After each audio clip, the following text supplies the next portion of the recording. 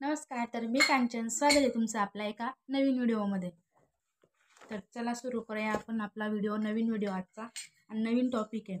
Thumbnail बघून ते तुम्हाला समजलंच असेल आपण आज कोणाला रोस्ट करतोय आणि हा व्हिडिओ फक्त मनोरंजनासाठी आहे आणि तुम्हीही स्वतःचं फक्त मनोरंजन करून घ्या. मी काल रील्स बघत होते इंस्टाग्रामवर रील बघता बघता मला ह्या ताईचा व्हिडिओ समोर आला.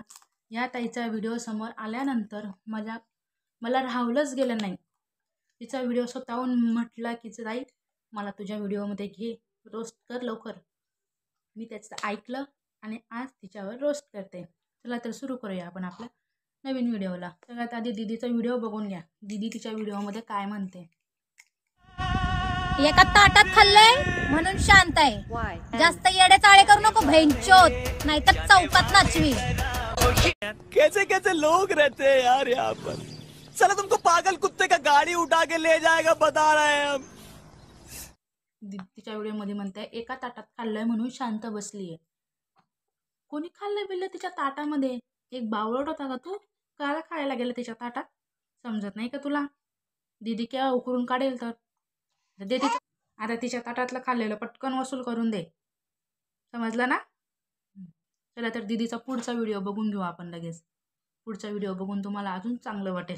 लय भाईगिरी करू नको. एक दिवस संपून जाशील. तुझ्या घरात नाही चपातीला तेल आणि भाऊ काय म्हणतो, मी पाहिलं येरवडा जेल. धरू का तुला धरू?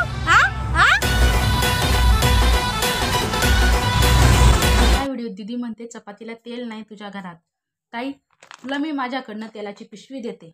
ही पिशवी घे आणि मला एक चपाती, आमच्याकडे पोळी म्हणता, ती बनवून दाखव.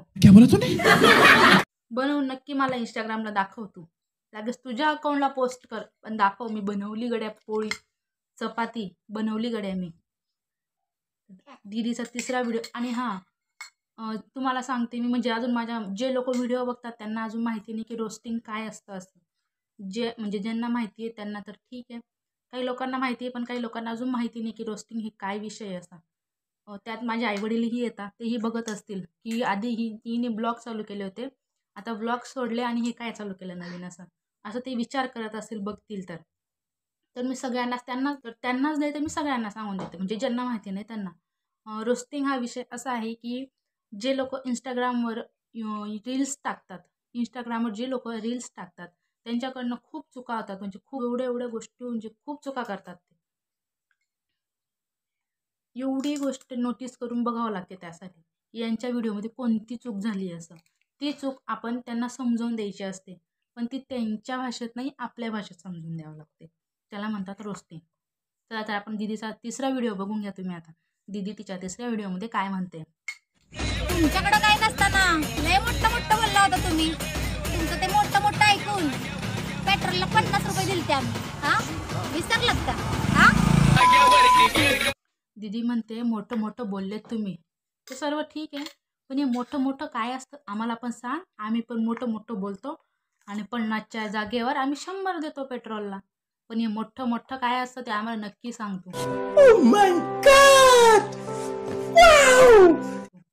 दीदीचा चौथा व्हिडिओ बघून घ्या तुम्ही. चौथ्या व्हिडिओमध्ये काय म्हणते दीदी. लय कष्टानं तयार केलाय हा ब्रँड. विचारा तुमच्या गावात किती दम आहे या नावात. अच्छा हमको सिखा रिया है. दीदीने सांगितल्यानुसार मी माझ्या सगळ्या फ्रेंड्सला विचारलं की या व्यक्तीला तुम्ही ओळखता का. त्या माझ्या सगळ्या फ्रेंड्सने दीदीमुळे मला ब्लॉक केलंय. आता मी त्यांना व्हिडिओ मार्फत सांगते की अशा लोक मी तुम्हाला कधीच दाखवणार नाही, कधीच म्हणणार नाही की तुम्ही यांना ओळखता का. प्लीज मला ब्लॉकमधून काढा. तुम्ही 5वा व्हिडिओ बघून घ्या दीदी काय म्हणते.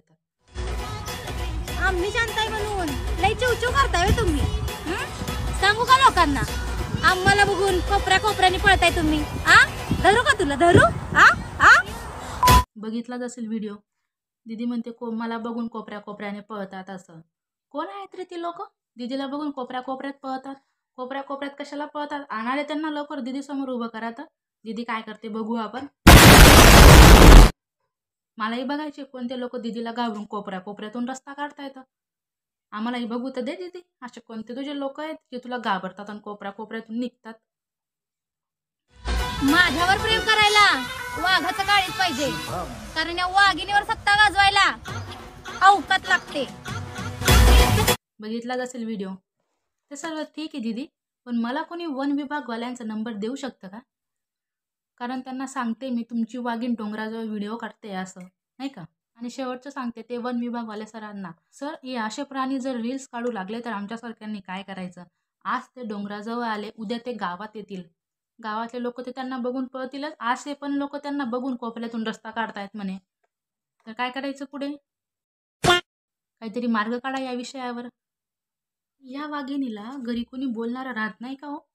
तिचे आई वडील वगैरे कोणी आहे नाही का हिच्या घरी? तिला कोणी बोलेल की तू अशी? तिच्या प्रत्येक व्हिडिओमध्ये तुम्ही बघा, तिच्या प्रत्येक व्हिडिओमध्ये शिवी ही असतेच. असा कोणताच व्हिडिओ नाही की तिच्या त्या व्हिडिओमध्ये शिवी नाहीच आहे. आणि जे लोक तिची चूक दाखवून देतात त्या लोकांना ती अजून व्हिडिओमध्ये उलटं बोलते, म्हणजे काही घाण बोलते. तिच्या रील्समध्ये बघितलंय मी. तर बघू आपल्यावर जेव्हा विषय येईल, आपल्यावर जेव्हा वेळ येईल तेव्हा आपण तिला सांगू. आणि मला तर वाटतं तिच्या घरच्यांनाच वाटत असेल, तिचे घर वाटत नसेल, तिच्या घरचेच म्हणत असतील नाव ठेवू लोकाला आणि शंभूड आपल्या नाकाला. आणि या वाघिणीचा जर तुम्ही एक डायलॉग ऐकला असेल तर धरू का तुला? धरू का? की कोणाला धरायचं म्हणते काय माहिती? रोज तिच्या प्रत्येक एखाद्याने तुला धरलं तर बाई सोडणारच नाही डायरेक्ट. धरू का लोक मनावर घेऊन घेतील बरं का. सहज नको समजू लोकांना तू. लोक लय डेंजर आहेत.